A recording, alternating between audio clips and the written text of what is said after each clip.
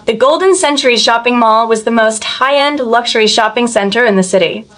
It housed all the world's top luxury brands, exclusive custom boutiques, and limited edition collections that ordinary people could never afford. Only wealthy celebrities and upper-class elites were regular customers here, and the shop staff were notoriously snobbish and judgmental. I'm soon one on a casual weekend afternoon. I walked into the mall wearing a simple white t-shirt, jeans, and a pair of ordinary canvas shoes worth less than $20.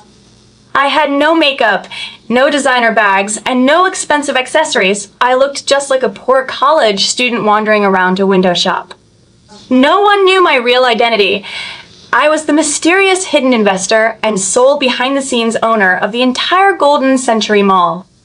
This huge luxury shopping complex with billions of assets, hundreds of brand stores, and countless high-end commodities was all my personal property.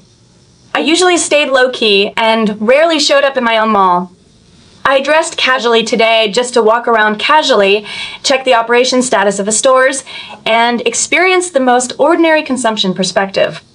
I never thought my simple dress would trigger endless snobbery and humiliation. I walked into the top international luxury leather goods store on the first floor, intending to pick a casual daily bag for myself. I gently touched the texture of a limited edition handbag on the shelf, carefully checking the workmanship and design. Before I could take a closer look, a sharp and arrogant voice suddenly sounded behind me. A female store manager in a brand uniform rushed over quickly, her face full of disgust and impatience.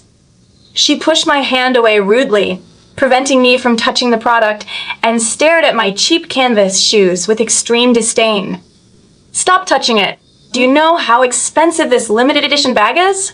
It's worth more than your whole year's living expenses." Her voice was loud and harsh, attracting the attention of all customers and shopping guides in the store. She looked me up and down contemptuously, her tone full of superiority and mockery. "Students from poor universities shouldn't come to this kind of luxury store to mess around. Your cheap shoes and tacky clothes will dirty our high-end goods. If you scratch the limited bag, you can't afford to compensate even if you work for 10 years. I frowned slightly and looked at her calmly. "I just want to take a look and buy it if it's suitable. Is there any problem?"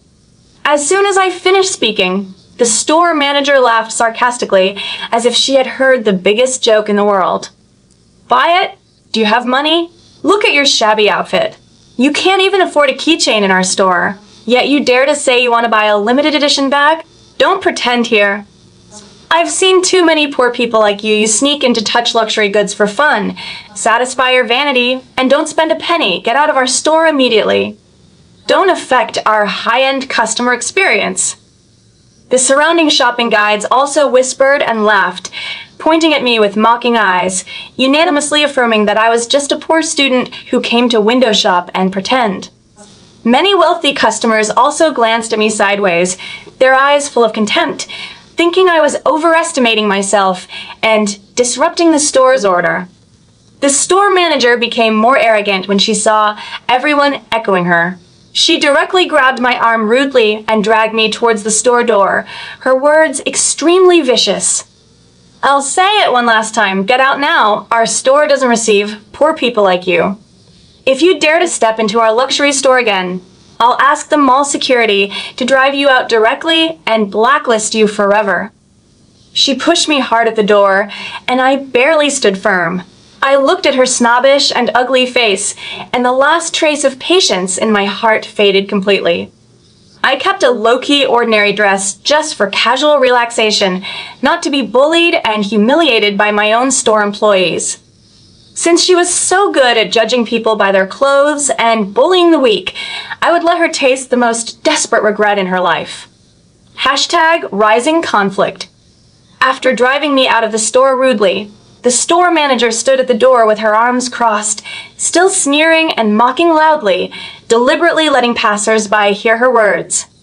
Really, any random poor person dares to break into luxury stores now. No self-awareness at all. Wearing dozens of dollars of shoes and wanting to buy tens of thousands of dollars of bags. Ridiculous. She kept belittling me to the passing customers and colleagues, showing off her so-called high-end vision and making me the laughingstock of the mall entrance. Her subordinates flattered her one after another. Manager is right. This kind of poor student just wants to touch luxury goods for vanity. It's right to drive her out. Proud and complacent, the store manager took out her mobile phone and posted a post mocking poor people on her social platform, sneering at people who overestimate their abilities and dare to enter high-end circles without strength. In her eyes, I was just a powerless poor student who could only endure humiliation and leave. She had completely crushed my dignity, and no one could stop her arrogance. She had no idea that the person she humiliated publicly and drove out wantonly was the supreme boss who controlled her job, her salary, and her entire career future.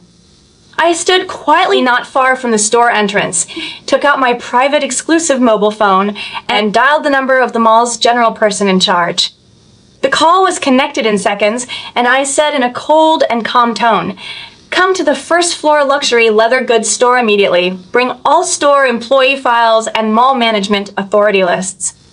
After hanging up the phone, I stood quietly waiting. The arrogant store manager was still showing off and mocking me at the door, completely unaware that a career-ending disaster was coming for her.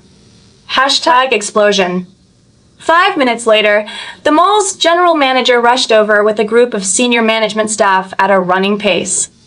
The usually dignified and aloof general manager had sweat on his forehead, and his face was full of nervousness and solemnity. All the mall management staff followed closely behind, their attitudes extremely respectful and rigorous. The snobbish store manager saw the general manager and thought he was here to inspect the store. She immediately sorted out her uniform, put on a flattering and professional smile, and took the initiative to greet him, wanting to show off her work performance. "General Manager, you're here for inspection. I just drove away a poor customer who disrupted the store order and avoided affecting our store's high-end image.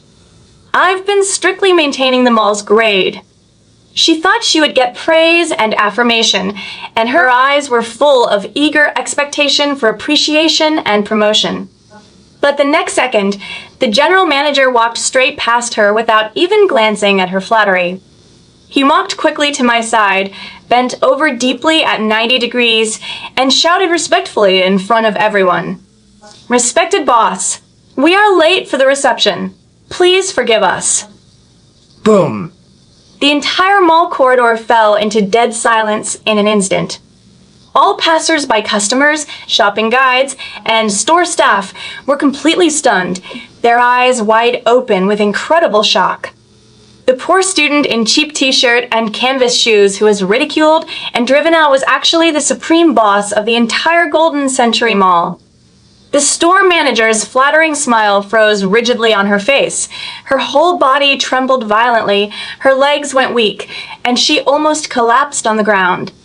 Her face turned pale as paper, and endless fear and despair instantly drowned her. She stared at me blankly, her mind completely blank. She couldn't believe that the person she had just humiliated, mocked, and driven out rudely was the big boss who owned the entire mall. The general manager glanced at the trembling store manager with extremely cold eyes and immediately exposed her mistakes in public. "You judge customers by their clothes, humiliate guests wantonly, violate mall service regulations, and damage the mall's brand image. You are extremely unqualified for your position." I looked at the panicked store manager indifferently, and my cold voice resounded throughout the corridor. "You said my cheap shoes dirty your store's goods? This entire mall, every store, every commodity here is mine. Everything you rely on for survival belongs to me. You drove me out for being poor and low grade, and mocked my inability to consume. Now tell me, who is the real low grade one?" The store manager's legs went soft with a thud, and she knelt heavily on the cold floor, tears streaming down her face, completely losing all her arrogance and dignity. #final reversal. The store manager kowtowed repeatedly in panic, begging bitterly with a trembling voice. "Boss, I'm wrong. I have no eyesight.